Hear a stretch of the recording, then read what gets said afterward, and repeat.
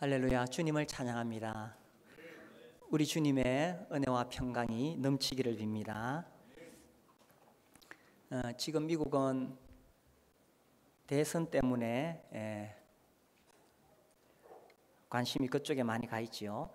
1992년에 미국에서 대통령 선거가 있을 때에 46세의 빌 클린턴이 그 당시 현직 대통령이던 부시를 누르고 당선되었습니다.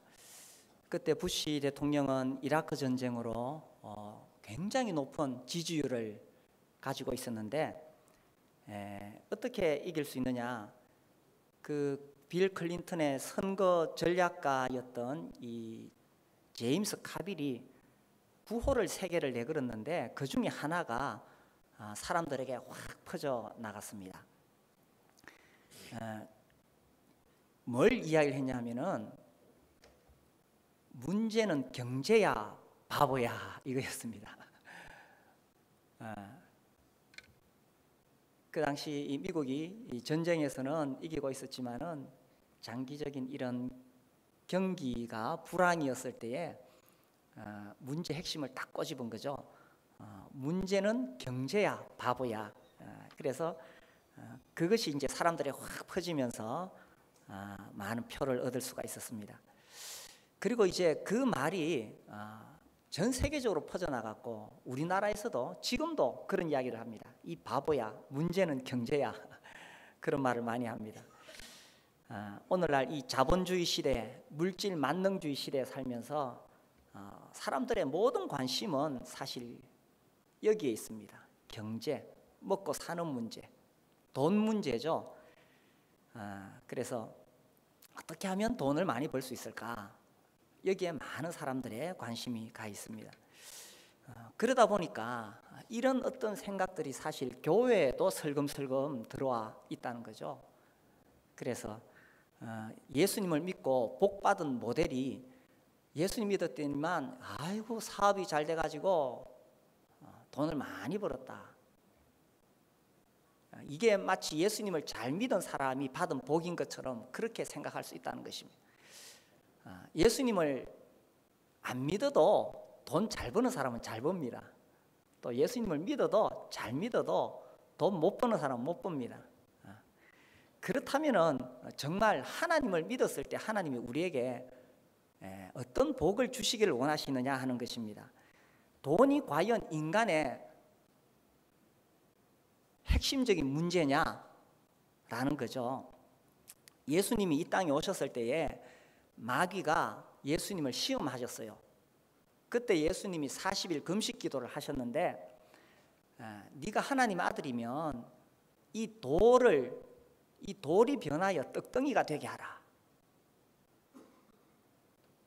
그때 예수님이 거부하시죠. 사람이 떡으로만 살 것이 아니요 하나님의 입으로 나오는 모든 말씀으로 살 것이니라. 딱 거부하십니다. 그 의미를 해석하자면 사단은 예수님께 요구했습니다. 당신이 하나님의 아들이요 구원자라면 이 세상 사람들의 먹고 사는 문제를 해결해 줘야 되지 않습니까? 이거를 이야기하는 거예요. 예수님은 거부하셨어요. 내가 먹고 사는 문제 해결하려고 이 땅에 온 것이 아니다. 그것보다 더 중요한 것은 사람이 떡을 먹고 사는 게 아니다. 하나님 말씀으로 사는 것이다 하시면서 더 근본적인 해결책을 말씀하셨다는 것입니다. 이 예수님이 오셔서 행한 것에 대하여 기록한 성경이 사복음서입니다. 마태, 마가, 누가, 요한 사복음서인데 이 사복음서에는 예수님이 행한 일들이 어떤 데는 여기에 나오고 어떤 데는 여기 나오는데 이 사건은 사복음서에 다 나와요. 사복음서에 다 나오는 사건이 뭔지 아십니까? 오병이어의 사건입니다. 예수님께서 보리떡 5개와 물고기 2마리로 사람들을 수천 명을 배부르게 먹이셨어요. 그러니까 그건 사복음서에 다 나와요. 마태, 마가, 누가, 요한. 사람들이 왜 사복음서에 다 나오느냐? 그걸 신학적으로 접근할 문제가 아닙니다. 배고픈 사람들 배부르게 먹여주면은 그건 오랫동안 기억에 남습니다. 그래서 마태, 마가, 누가, 요한 전부 다 예수님의 행적을 기록할 때에 떡 많이 먹어서 배부른 사건은 다 기록했는 거예요. 그렇게 하니까 이제 사람들이 예수님을 임금을 삼으려고 했어요. 야, 드디어 우리가 기다리던 구원자가 오셨다. 저분이 우리의 왕이 되신다면 먹고 사는 문제는 이제 걱정할 거 없다. 그래서 예수님을 임금 삼으려고 하니까 예수님이 도망을 가버렸어요. 예수님이 만약에 미국의 대통령으로 나오셔서 문제는 경제야 했다면 금방 당선되셨겠죠. 그러나 인생의 문제는 경제야가 아니었다는 것입니다. 돈이 정말 우리 인생의 근본적인 문제를 해결해 줄 수 있느냐는 겁니다. 돈이 정말 우리 마음속에, 우리 영혼에 있는 이 깊은 갈증을 해소해 줄 수 있느냐라는 것입니다. 사람이 태어나서 살아가면서 젊은 날에는 이것도 잡아보려고 하고 저것도 잡아보려고 하고 발부둥을 칩니다. 그러나 나이가 들어가면서 느끼는 것은 인생은 공허하다는 거죠. 저도 아직 젊은 나이지만 이제 조금씩 그런 것이 느껴져요. 내 영혼을 채워줄 수 있는 것은 돈이 아니었다는 것입니다. 성경은 무엇을 말씀하고 계시는가? 우리가 오늘 드디어 에베소서 마지막 시간에 이르렀습니다. 1장부터 시작해서 올해 계속 이 에베소서 강의를 해왔는데 이제 마지막 6장에 이제 이 바울이 에베소서를 기록하고 21절과 22절에서 이제 내가 두기고를 보내겠다 하면서 이 편지를 전달하는 내용이 나옵니다. 그러면서 23절 아버지 하나님과 주 예수 그리스도께로부터 평안과 믿음을 겸한 사랑이 형제들에게 있을지어다. 우리 주 예수 그리스도를 변함없이 사랑하는 모든 자에게 은혜가 있을지어다. 자, 23절 24절에서 반복해서 나오는 단어가 뭡니까? 사랑이죠. 이제 이 편지를 끝맺으면서 바울이 마지막으로 에베소 성도들을 위하여 축복 기도를 하고 있는 것입니다. 이 에베소서 시작할 때에 성부 하나님의 놀라운 계획, 그리고 성자 예수 그리스도께서 어떻게 이 땅에 오셔서 십자가에 죽으셨는가, 그리고 이 놀라운 진리, 인간의 이성으로 믿을 수 없는 이 복음의 진리를 우리가 어떻게 믿을 수 있었느냐? 성령을 통하여. 그래서 성령님이 우리에게 이제 인치시고 확실하게 보증해 주셨다, 이렇게 말씀하셨습니다. 그래서 하늘에 속한 모든 신령한 복으로 우리에게 복 주셨다고 이야기하시고, 그래서 이 에베소서를 통하여서 하나님의 놀라운 이 계획, 하나님의 은혜 이야기하시고, 또 교회를 이야기하시고, 또 우리 예수 믿는 사람이 어떻게 살아야 되는가를 쭉 이야기하셨어요. 그리고 이제 마지막으로 이제 편지를 맺으면서 마지막으로 하는 이야기가 정말 중요하지 않겠습니까? 거기서 이야기하기를 23절과 24절에서 바울이 말하기를 문제는 경제야가 아니라 문제는 뭐라고요? 문제는 사랑이야, 이렇게 하고 있는 것입니다. SNS를 통해서 아마 혹은 뭐 TV를 통해서 그런 사진들 많이 봤을 거예요. 이 아프리카에 굶어가는 어린 아이들. 제가 봤던 사진 중에 이런 게 있습니다. 그 형제가 있는데 정말 이 뼈에 가죽이 붙은, 부모님은 내전으로 돌아가시고, 그 사진에 대한 이렇게 이야기가 나와 있어요. 이 아이들은 하루에 한 끼 겨우 보급식량으로 먹고 살아갑니다. 동생은 아파서 집에 있고 형은 학교에 갑니다. 공부하러 가는 게 아니라 빵 받으러 갑니다. 동생이 이렇게 이야기합니다. 형은 학교에서 먹고 왔다고 하지만 나는 압니다. 형은 나에게 빵을 주려고 거짓말하고 있다는 사실을. 나는 빵을 먹지만 사실은 내가 흘린 눈물을 더 많이 먹고 있습니다. 내가 나아서 학교에 갈 때까지 형은 굶어야 합니다.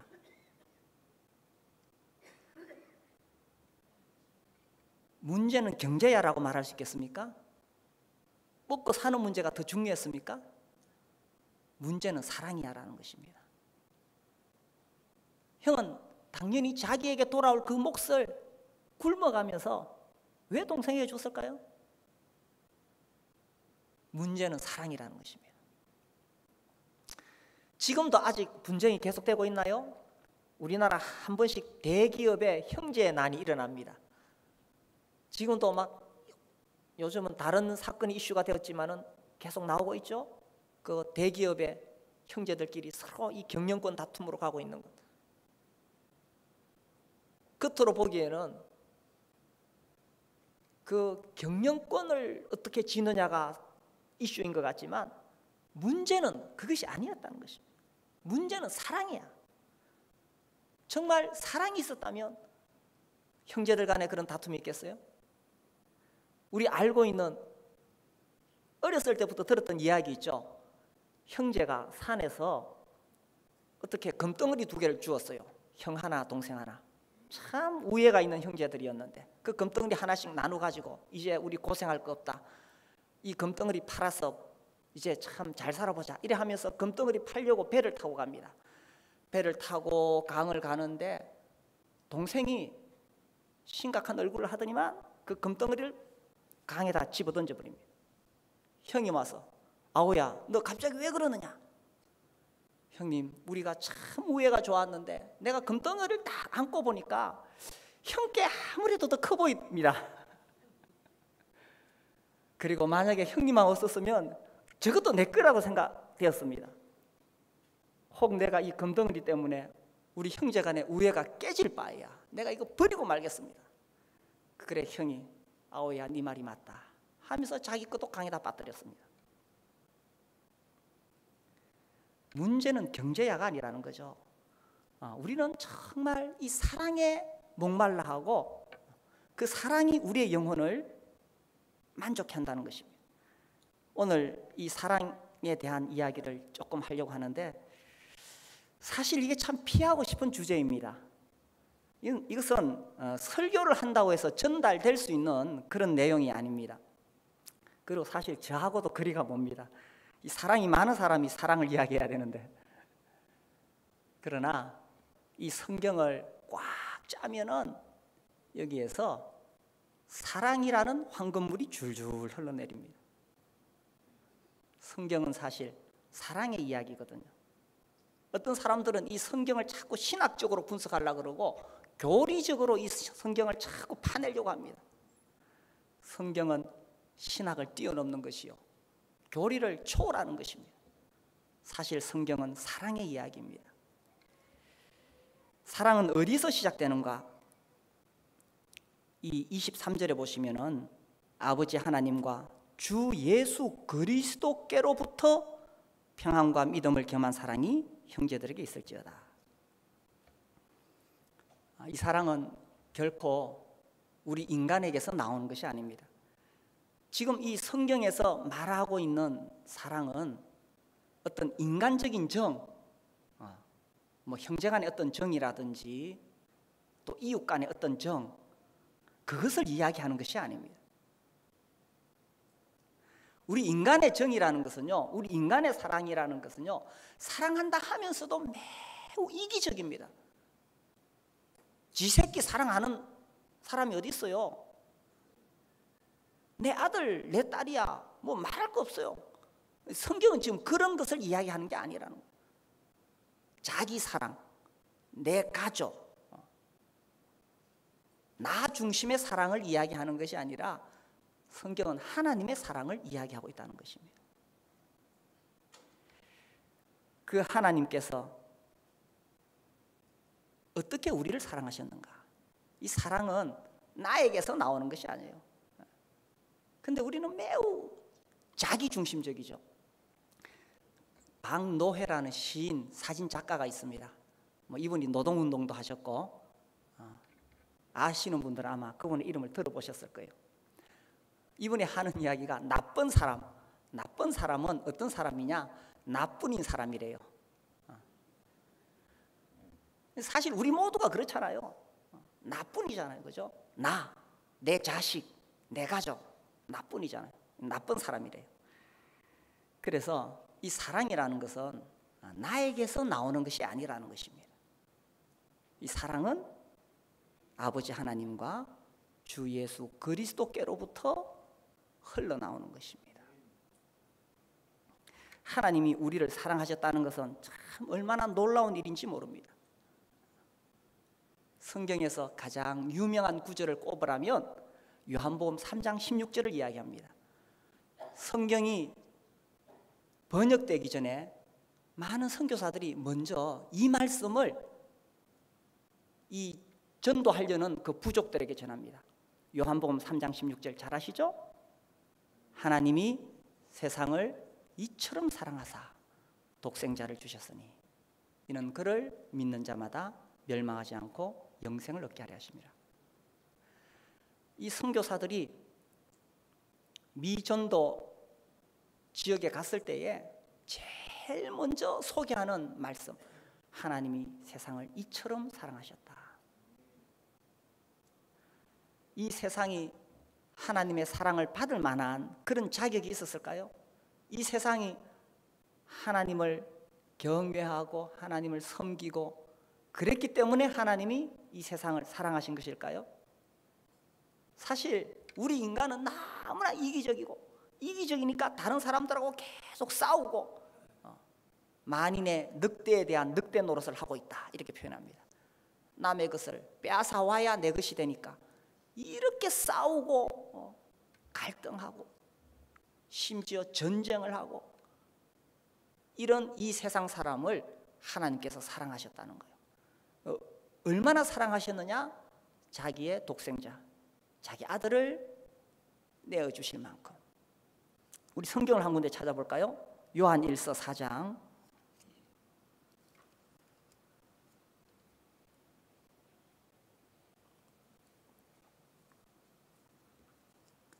요한 1서 4장 8절입니다. 사랑하지 아니하는 자는 하나님을 알지 못하나니 이는 하나님은 어떤 분이시라고요? 사랑이심이라. 하나님의 사랑이 우리에게 이렇게 나타난 바 되었으니 하나님이 자기의 독생자를 세상에 보내심은 그로 말미암아 우리를 살리려 하심이라. 사랑은 여기 있으니 우리가 하나님을 사랑한 것이 아니요 하나님이 우리를 사랑하사 우리 죄를 속하기 위하여 화목제물로 그 아들을 보내셨습니다. 하나님은 그분의 본성이 사랑이라는 것입니다. 우리 인간은 본성이 이기적이죠. 본성이 나밖에 모르는 사람입니다. 근데 하나님은 본성이 사랑이라는 거예요. 그분 본성이 사랑이기 때문에 그분으로부터 계속 사랑이 흘러나오는데 심지어 자기를 향해서 반역을 일으킨 사람, 하나님 말씀에 불순종한 사람, 하나님 안 믿으려고 그렇게 도망다니는 그 사람을 하나님이 사랑하신다는 것입니다. 왜 그렇게 하시느냐 하면 하나님 본성이 사랑이시니까. 하나님은 자기의 본성을 거슬러서 행동하실 수가 없습니다. 그렇죠. 빛의 본성을 거스를 수가 없습니다. 빛은 어둠 속에 가면은 그 빛을 감출 수가 없습니다. 빛의 본성이 빛이니까 환하게 비추어야 합니다. 하나님 본성이 사랑이니까 아무리 극악무도한 죄인이라 할지라도 하나님 안 믿으려고 그렇게 도망가고 하나님 대적하고 그런 사람이라 할지라도 하나님 본성이 사랑이니까 하나님 그런 사람을 향해서도 계속 이 하나님의 사랑이 강물처럼 흘러나오게 된다는 것입니다. 그래서 하나님이 나를 그럼 사랑하셨다는 것을 내가 어떻게 알 수 있느냐? 우리가 9절 읽었습니다. 하나님의 사랑이 우리에게 이렇게 나타났다. 어떻게 나타났느냐? 하나님이 자기의 독생자 예수님이죠. 우리 주 예수님을 세상에 보내셨다. 왜? 우리를 살리려고. 우리가 이렇게 악하고 하나님을 거역하고 반역한 죄로 인하여 우리는 결국 심판받으면 지옥에 갈 수밖에 없습니다. 그런 우리 인간을 구원하시기 위해서 하나님께서 우리 죄를 대신해서 그 아들을 보내셨다는 것입니다. 10절에 사랑은 여기 있으니 우리가 하나님을 사랑한 것이 아니요 우리가 먼저 하나님을 사랑하지 않았습니다. 그런데 하나님이 우리를 먼저 사랑하셨다는 겁니다. 그래서 우리 죄를 속하기 위하여, 우리가 이 죄로 인하여 지옥 갈 수밖에 없기 때문에 우리 죄를 속하기 위하여 화목제물로 그 아들을 보내셨습니다. 하나님과 우리가 화목하기 위해서 누가 제물을 준비해야 됩니까? 심청전 아시죠? 심청전에 보면은 그 인당수에 노한 신이 있어서 제물을 바쳐야 됩니다. 그래야 바다가 평온합니다. 그 제물을 누가 준비했습니까? 신이 준비했습니까? 아니면 그 신을 달래기 위해서 사람이 제물을 준비했습니까? 이게 인간적인 생각이에요, 그죠? 그래서 그 심청이라는 곱고 아리따운 처녀를 제물로 바쳤습니다. 그러니까 우리 생각에는 우리가 노한 신을 달래기 위해서 우리 편에서 뭔가 제물을 그 신에게 바쳐야 된다고 생각하고 있습니다.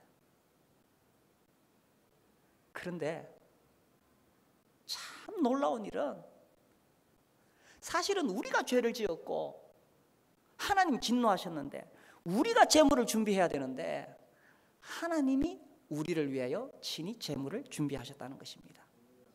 근데 그 제물이 누구냐 하면 바로 하나님의 사랑하는 하나님의 아들 독생자 예수 그리스도였다는 것입니다. 이것은 우리가 이해할 수 없는 일입니다. 아무리 우리가 사랑이 많다 하더라도 내 원수를 위해서, 내 원수가 지금 저 바다에 빠져 죽어가고 있는데 그 원수를 살리기 위해서 내 아들을 대신 주지 않습니다. 그렇죠.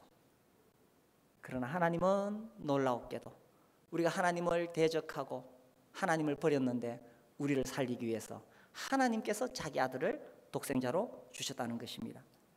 성경은 하나님이 사랑이시라는 것을 계속 말씀하고 있습니다. 이스라엘 백성들을 향하여 하나님이 어떤 분인가를, 그들을 어떻게 사랑했는가를 표현할 때 내가 무궁한 사랑으로 너를 사랑한 거로 인자함으로 너를 이끌었다. 새로 나온 번역에 보면 내가 영원한 사랑으로 너를 사랑하기에, 영원한 사랑으로 너를 사랑하기에. 우리 인간은요 좀 좋을 때는 사랑을 해줍니다. 그러다가 뭔가 조금만 심기가 뒤틀리면 더 이상 사랑해 줄 수가 없습니다. 살아오면서 그런 거 많이 느꼈죠, 그죠? 정말 좋은 관계에 있었는데 어떻게 하다가 그 사람하고 틀어져 가지고 멀어져 버렸습니다. 나중에 심지어 막 나를 향해서 온갖 비난의 말을 쏟기도 합니다. 이게 우리 인간이에요, 그죠? 이게 우리 인간의 모습입니다. 우리는 영원히 사랑하지 못합니다. 그런데 하나님은 우리가 비록 넘어지고 실패할지라도 하나님은 우리를 영원히 사랑하신다는 것입니다. 이것을 믿을 수 있느냐라는 거예요. 창조주, 이 온 우주 만물을 만드신 그 절대 주권자이신 하나님께서 나를 사랑하신다는 사실을 내가 받아들일 수 있느냐, 이 사실을 내가 믿을 수 있느냐, 이게 기적이라는 것입니다. 내 인생에서 어떤 기적이 일어났습니까? 뭐 관절염으로 30년 고생했는데 교회 가서 뭐 기도 받으니까 관절염 나았다. 이건 아무것도 아니에요. 온 우주 만물을 만드신 그 창조주께서 나를 사랑하셨다는 사실을 깨닫고 그 사랑의 하나님을 내가 받아들였다는 것입니다. 이 미국에 목회하셨던 칼 터틀이라는 사람이 있는데 이분이 이제 결혼하고 예수님을 믿게 되었어요. 근데 이분은 참 불행한 시절을 보냈습니다. 어렸을 때에 아버지로부터 학대를 당했어요. 그 이제 이분이 예수님을 믿고는 내가 하나님이 나에게 말씀하시는 게 뭔지 한번 들어보고 싶다 하면서 아주 조용한 시외로 나가가지고 거기서 간절히 기도하기 시작했습니다. 하나님, 나에게 하시고 싶은 말씀 있으시면 말씀해 주십시오. 그렇게 한 15분 기도했는데 응답이 없어요. 아이, 내가 참 쓸데없는 짓을 하고 있지, 뭐 이런다고 하나님 나에게 말씀하시나. 그래서 실망한 채로 집에 왔어요. 집에 와서 보니까 2달 된 자기 아기가 있거든. 제클이. 그 아기가 있어. 그 아기를 이렇게 안았어요. 근데 아기를 안고 있는 그 순간에 말할 수 없는 이 부정, 아버지의 그 정이 막 이 아기에게 확 쏟아져 나오는 것을 느꼈어요. 아기 낳아서 그 신생아 안을 때 그런 느낌 있죠, 그죠? 말할 수 없는 막 속에서부터 사랑이 확 쏟아져 나와서 자기는 어렸을 때 아버지의 사랑을 못 받았거든. 학대를 당했거든. 그러니까 자기 어린 시절하고 겹치면서 막 눈물이 쏟아져요. 제클이 나는 너를 사랑한단다. 내 마음을 다해 사랑한다. 살아가는 동안 무슨 일이 생기더라도 내가 너를 보호해 줄게. 나는 언제나 네 편이 되고 네 아버지가 되고 너의 친구가 되고 너를 보살필 거다. 설사 네가 무슨 잘못을 하더라도 네게 무슨 일이 있더라도 나는 언제까지나 너의 아버지고 너를 사랑할 거다. 막 그런 사랑의 마음이 솟구쳐 올랐어. 그리고 바로 그 순간 하나님이 자기에게 계시해 주시는 것을 느꼈어요. 자기가 지금 자기 아기를 안고 있는데 자기도 하나님의 팔에 안겨 있다는 것을 느끼게 되었습니다. 그러면서 하나님이 자기에게 하시는 말씀, 칼, 너는 내 아들이며 나는 너를 사랑한다. 네가 무슨 일을 하더라도 네가 어디를 가더라도 항상 너를 사랑하겠다. 내가 너를 지켜주고 보호하겠다. 네가 비록 나를 떠나서 죄를 짓고 잘못을 저지를지라도 너를 향한 나의 사랑은 변하지 않을 것이다. 자기가 아버지로서 자기 아기에게 느꼈던 그 사랑 이상으로 하나님이 자기를 그런 사랑으로 사랑하신다는 것을 느끼게 되었다는 것입니다. 우리 인생에 있어서 이러한 하나님의 사랑을 깨닫는 것이 기적이요, 그날이 내 인생에 하나님을 만나는 날인 것입니다. 그리고 이렇게 하나님 만날 때 우리가 비로소 살아갈 이유를 느끼게 된다는 것입니다. 우리가 인생을 살면서 무엇으로 내 영혼의 갈증을 채울 수가 있겠습니까? 문제는 경제입니까? 아마 여기 연세 드신 분들은 아실 거예요. 나이가 들수록 돈이 중요하죠, 그죠? 그러나 연세가 드신 분들 인생을 살아보시면서 그것이 내 영혼의 진정한 만족이 아니라는 것은 더 깨닫고 계시잖아요. 사실은 우리는 사랑에 굶주려 있는 거예요. 누군가 나를 있는 모습 그대로 사랑해 줄 수 있을까? 난 이렇게 부족하고 연약하지만 나를 그냥 내 부족한 모습 이대로 나를 받아주고 나를 사랑해 줄 누군가가 있을까? 사람 중에는 없어요. 그러나 우주 만물을 만드신 하나님께서 이렇게 말씀하시는 거예요. 내가 너를 사랑한다. 내가 너를 사랑하는 것을 내가 보여주겠다. 나의 아들 독생자 예수를 네 죄를 대신해서 십자가에 죽게 할 만큼 내가 너를 사랑한다. 이 놀라운 하나님의 사랑이 깨달아진 그날에 우리가 비로소 영혼의 평안을 누리게 되는 것입니다.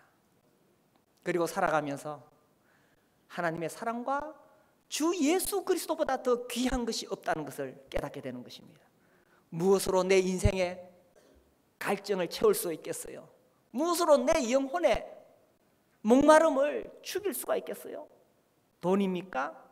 명예입니까? 쾌락입니까? 나이가 들수록 세월이 흘러갈수록 그건 정말 부질없다는 것을 깨닫게 됩니다. 우리 영혼은 사랑을 갈망하고 있는 거예요. 결국 그 사랑은 어디로부터 오는 것입니까? 하나님 그분으로부터 온다는 사실입니다.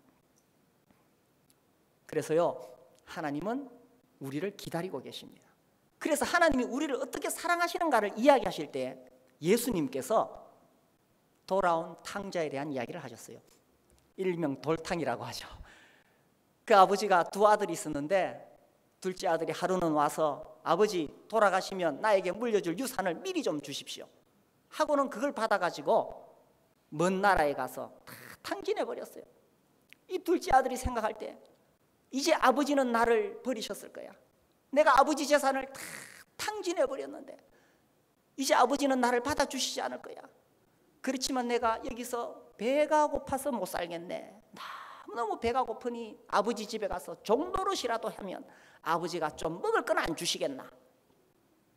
그래서 거지가 되어가지고 누더기 옷을 걸치고 굶주린 배를 안고 아버지 집으로 기어 들어오는데 아버지는 멀리서 날마다 날마다 그 아들 기다리다가 아들은 생각하기를 아버지는 자기를 잊어버렸다고 생각했어요.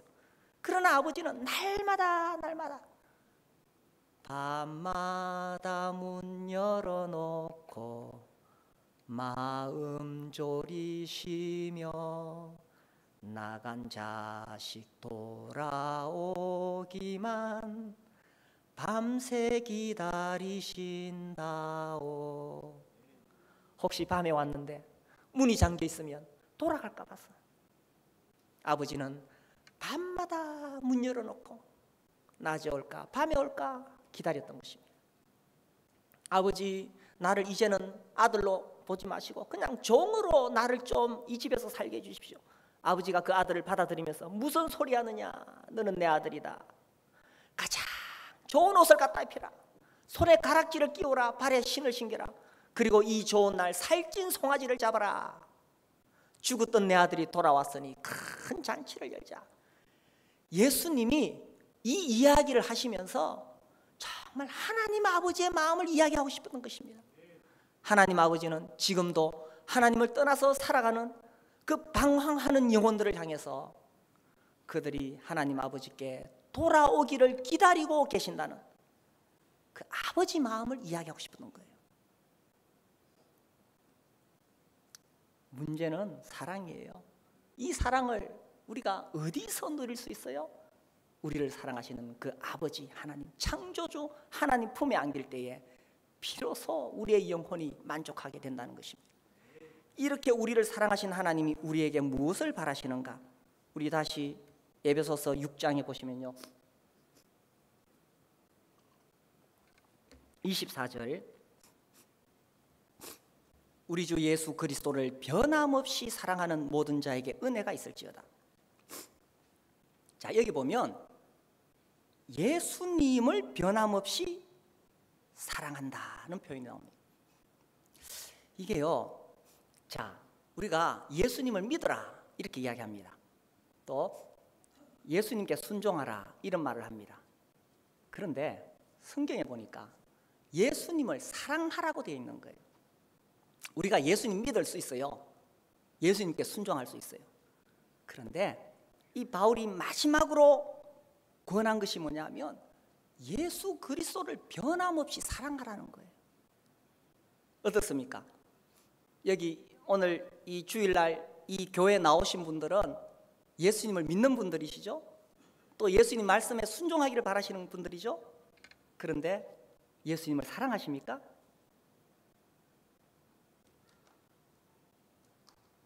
예수님을 사랑하십니까? 이것은 이 십자가의 비밀을 깨닫게 될 때 비로소 예수님을 사랑할 수 있는 거죠. 하나님의 아들인 그분이 친히 내 죄를 위해 십자가에 못 박히셔서 내 죄를 다 갚아주셨다는 사실을 깨닫게 될 때에 그때 비로소 예수님을 사랑할 수 있습니다. 십자가에 못 박히시고 내 죄를 사하신 그 예수님을 내가 믿을 수 있습니다. 근데 믿는 것이 아니라 그 예수님을 사랑하느냐라는 것입니다. 정말 이 십자가의 비밀을 깨닫는 사람은 나 이제 천국 간다 하고 내 혼자 좋아서 뛸 것이 아니라 그 예수님을 사랑하게 된다는 것입니다. 이것이 하나님이 자기 백성들에게 바라는 것이었어요. 우리 신명기 말씀 볼까요? 제가 최근에 이 신명기 6장 4절 말씀을 보면서 많은 생각을 했습니다. 신명기 6장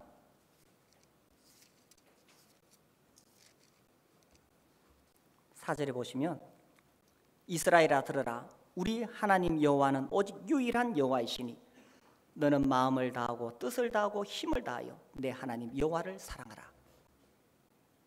이 말씀은 굉장히 유명한 말씀입니다. 쉐마라 그래서 이스라엘아 들으라 이스라엘. 그들에게 하나님이 하시고 싶었던 말씀은 너는 마음을 다하고 뜻을 다하고 힘을 다하여 네 하나님 여호와께 순종하라. 네 하나님 여호와를 믿으라가 아니었습니다. 하나님이 자기 백성들에게 바라신 것은 사랑하라는 것이었습니다. 그리고 이 신명기를 보면 10장 12절, 11장 13절, 30장 6절, 16절, 20절 이렇게 계속 반복해서 뭐가 나오느냐 하면 하나님을 사랑하라고 이야기합니다. 하나님 믿습니까? 그래요. 교회 나오시는 분들 대부분 하나님 믿습니다. 그러나 하나님을 사랑하느냐라는 거예요. 하나님이 자기 백성들에게 바라신 것은 바로 그것이었다는 것입니다. 지난 수요일에 제가 한번 그런 이야기를 했습니다. 좋아하는 것하고 사랑하는 것의 차이가 뭐냐? 내가 그 사람을 좋아한다. 내가 그 사람을 사랑한다. 어떤 사람 말하기를 좋아하는 것은 감정이고 사랑하는 것은 의지래요. 그렇습니까? 뭐 그 말에 저도 어느 정도 동의를 합니다. 그러나 의지만 가지고 사랑하는 거 아니에요. 사랑한다는 것은 감정이 흘러나오는 거예요. 우리가 자식을 낳아 이렇게 오늘도 우리가 아기가 왔습니다 하면 엄마 아빠 아기를 볼 때에 그 사랑할 때에 막 감정이 확 이렇게 나오는 거예요. 사랑하는 감정이. 그런데 이 사랑하는 감정이 억지로 되겠어요? 근데 여기 말씀에 사랑하라고 했으니까 그래 내가 이 말씀에 순종해야지. 내가 억지로 하나님을 사랑할 수 있겠어요? 사랑은 그렇게 할 수 있는 게 아니에요. 사랑은 정말 내 안에서부터 확 이렇게 우러나와야 가능하다는 것입니다. 근데 하나님 우리에게 요구하시는 것은 이것이었다는 거예요. 우리 교회에서 열심히 섬기시는 분들이 계십니다. 교회의 여러 가지 일들을 열심히 섬기십니다. 충성봉사합니다. 그건 참 아름다운 거예요. 하나님께서 기뻐하시죠. 그런데 우리가 그렇게 많은 일을 하는 것보다 더 중요한 것은 뭐냐면 내가 정말 하나님을 사랑하느냐라는 거예요. 하나님을 사랑하면요, 내가 정말 내 가진 거 다 드려도 조금도 아깝지 않아요. 그런데 그냥 하나님 섬기려고 막 열심히 하는 사람은 어느 날 탈진이 됩니다. 그리고 나는 이렇게 열심히 하는데 왜 다른 사람들은 놀고 있지? 아니 내가 이렇게 열심히 하는데 왜 사람들이 나를 몰라주지? 이렇게 됩니다. 그런데 하나님을 사랑하면요, 하나님 사랑하면 다 드리고 싶은 거예요. 내가 더 드리지 못해서 죄송한 거예요. 자식 키우는 부모 마음이 다 그렇지 않습니까? 자식을 위해서 다 주고 싶어요. 더 못 줘서 미안한 거예요.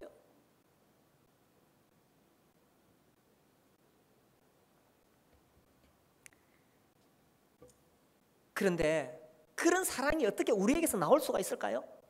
놀라운 것은 우리가 이 십자가를 통해서 예수님을 믿을 때에 성령의 내 안에 이 하나님의 사랑을 부어주셨다는 것입니다. 로마서 5장 말씀 보겠습니다. 로마서 5장